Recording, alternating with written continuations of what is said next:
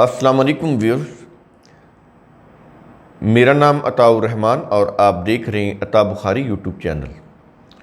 قرآن کریم کی ایکسپوزیشن کے سلسلہ میں آج ہم سورہ النساء کی آیت نمبر 123 کی ایکسپوزیشن کریں گے۔ اس آیت میں ایک بڑی حقیقت کا اظہار کیا جا رہا ہے کہ انسانی فلاح اس کی بیس کیا ہے۔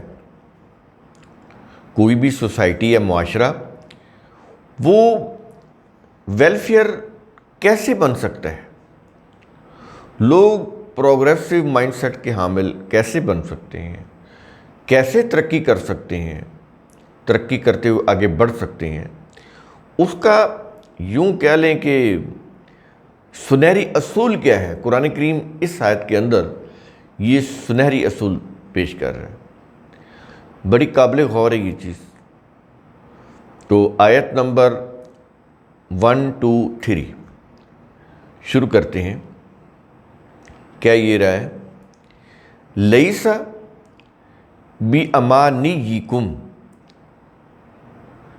نہ تمہاری خواہشات کے مطابق ممکن ہے کیا انسانی فلاح۔ یہاں پر لیس ہے شروع میں،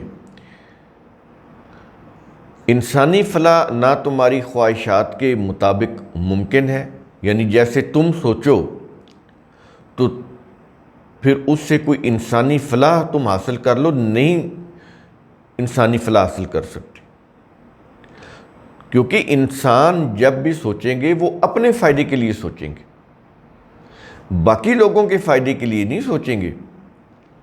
ہم نے پہلے بھی آپ کو بتایا تھا کہ انسان اپنے لیے قانون سازی نہیں کر سکتے۔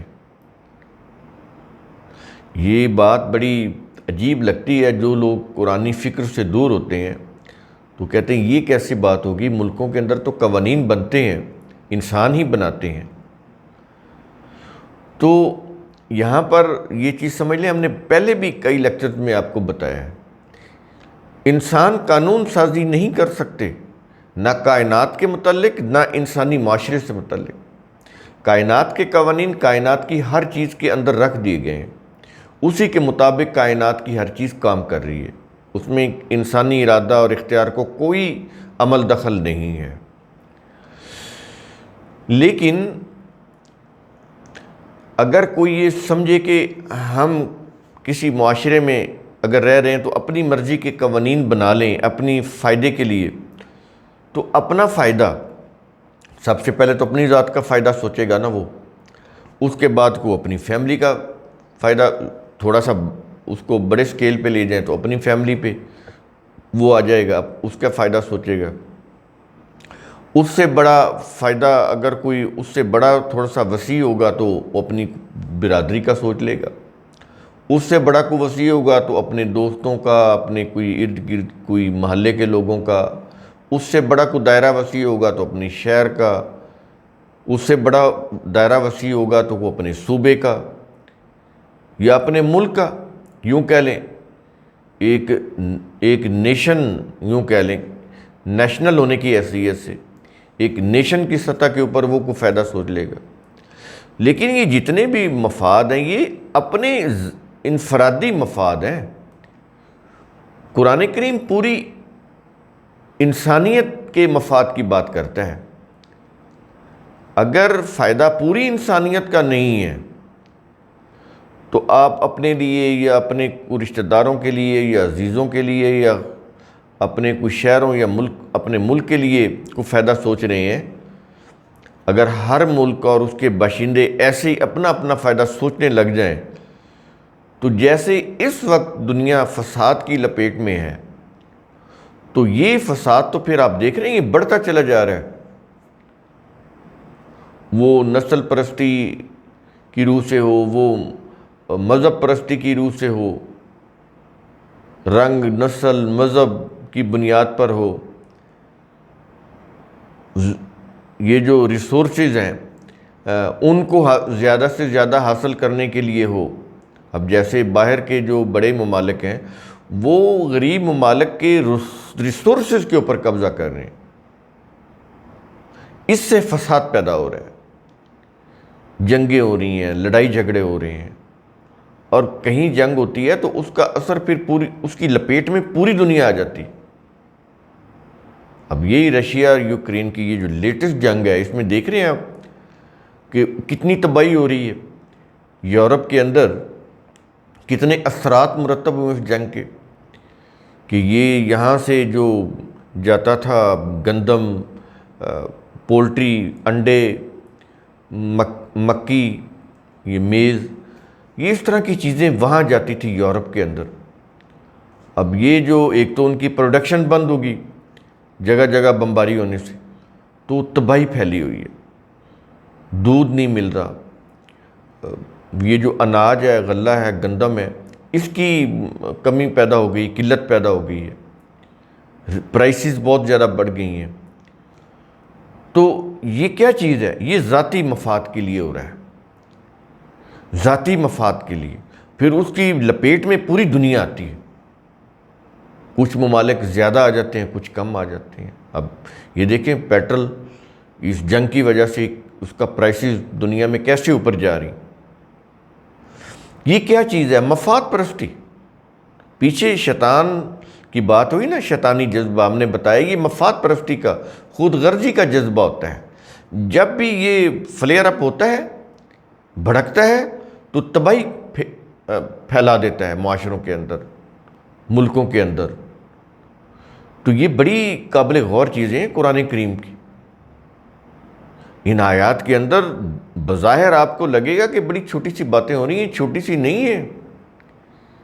ان کے اوپر انسانی زندگی یا تو جنت کی زندگی بن سکتی ہے ان قوانین کو سمجھ کر عمل کرنے سے، اور اس کی وائلیشن سے انسانی زندگی جہنمی زندگی بن جاتی ہے، جیسا کہ ہماری بن چکی ہے۔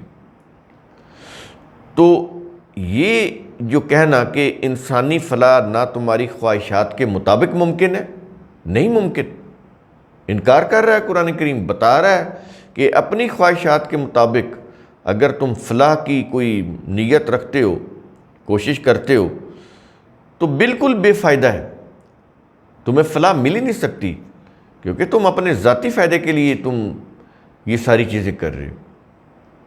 اور اگلی چیز، ولا امانی اہل الکتاب، اور نہ اہل کتاب کی خواہشات کے مطابق ممکن ہے۔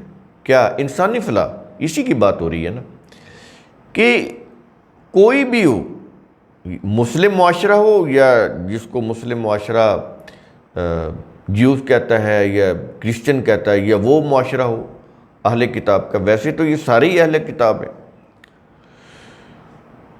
تو کہتا ہے کہ یہ جو لوگ ہیں ان کی بھی یہ جو فلاح ہے وہ ان کی اپنی ذاتی خواہشات کی روح سے حاصل نہیں ہو سکتی۔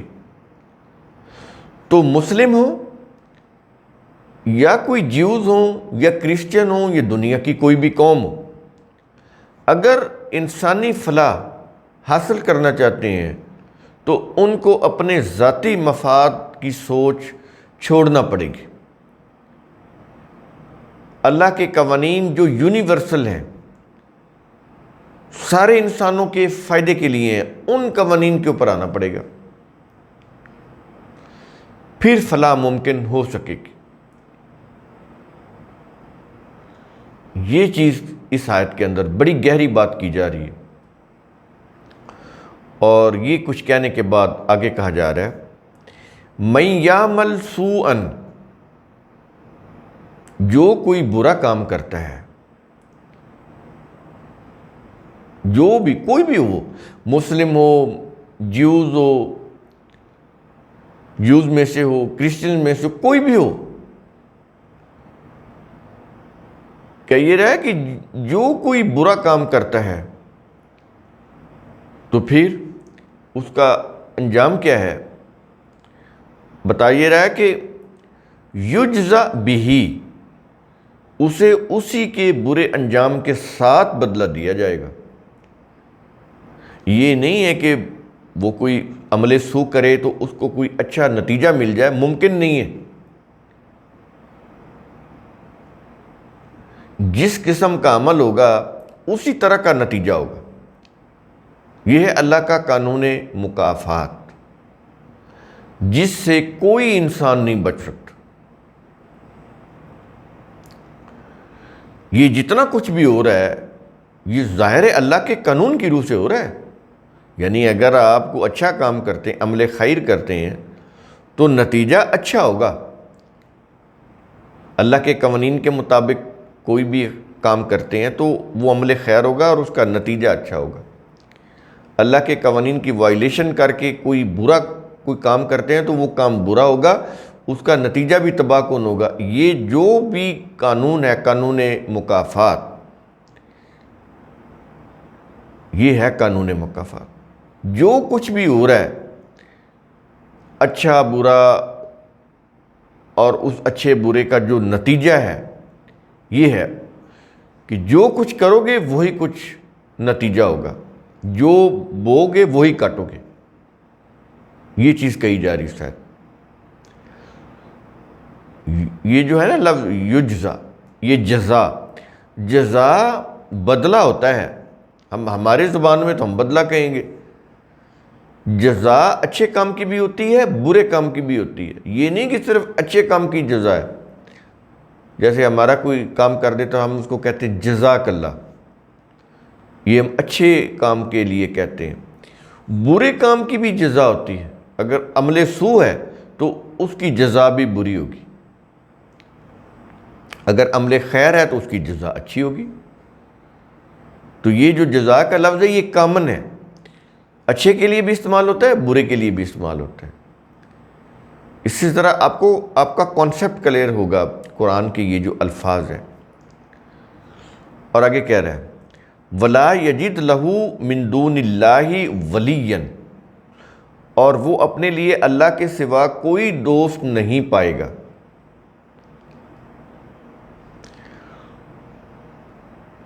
اللہ کے قوانین، اس سے جو شخص ہٹ کے کوئی اپنی مرضی کے مطابق، اپنی خواہش کے مطابق کوئی نظام بنائے گا، کوئی قانون سازی کرے گا، تو پھر اس کا دوست کوئی نہیں ہو سکتا، کیونکہ اس تباہی میں کوئی اس کو بچانے والا نہیں ہو سکتا، کیونکہ اس نے کام ہی غلط کیا ہے، اللہ کے قوانین کی وائلیشن کی ہے،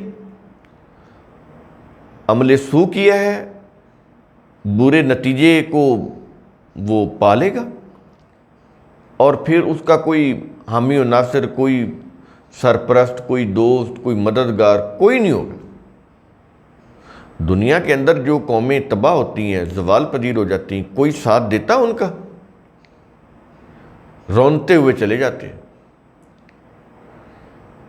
تو اللہ جو ہے وہ اس کی دوستی پانے کے لیے، اس کے قوانین جو انسانی فلاح کے لیے ہیں، اس میں اللہ کا اپنا ذاتی فائدہ کوئی نہیں، تو ان قوانین کو ایڈاپٹ کرنا، ان کی روح سے اپنا نظام بنانا، تو اس سے کامیابی حاصل ہو سکتی ہے، ادروائز نہیں۔